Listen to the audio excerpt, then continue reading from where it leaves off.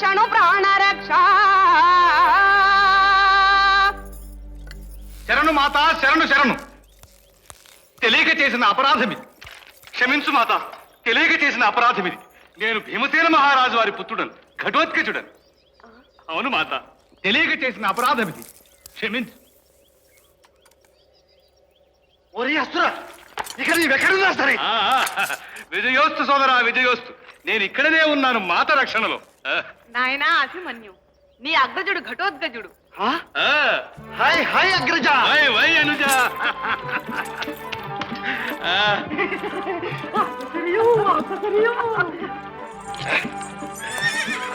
ఆనందం మాత, పరమానందం.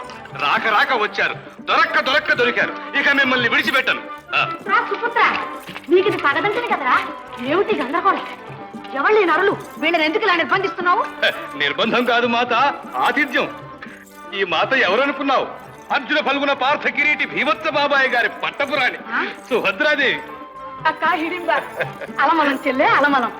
ఎన్నాళ్ళకు చూశాను. వీడు నీ సుపుత్రుడా? అవును మాత, అవును. అలమలం సుపుత్ర, అలమలం. అలబలో. రంబు, హై జంబు. అస్మదీయులురా, అసమదీయులురా, అసమదీయులు. మొక్కండి మొక్కండి.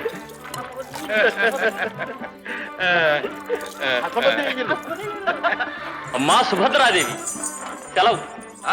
సెలవు సెలవు. హై రంబు, హాయ్ నాయక. హై జంబు.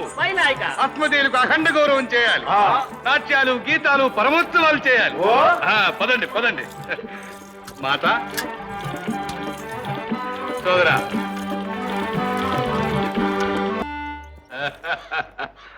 కానీ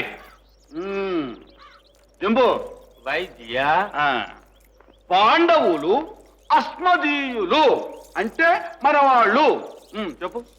పాండవులు అసమదీయులు. అస్సామ కాదు, అస్మా. అస్మా అనాలి. అసమ కాదు, అసమ అనాలి. వీడు నాకే విద్య నేర్పుతున్నాడు నాయక. అస్మా అనమనండి. ఎందుకు? ఆ మాటతో మనవాళ్ళని తెలుసుకుంటావు నాయక. చాలు.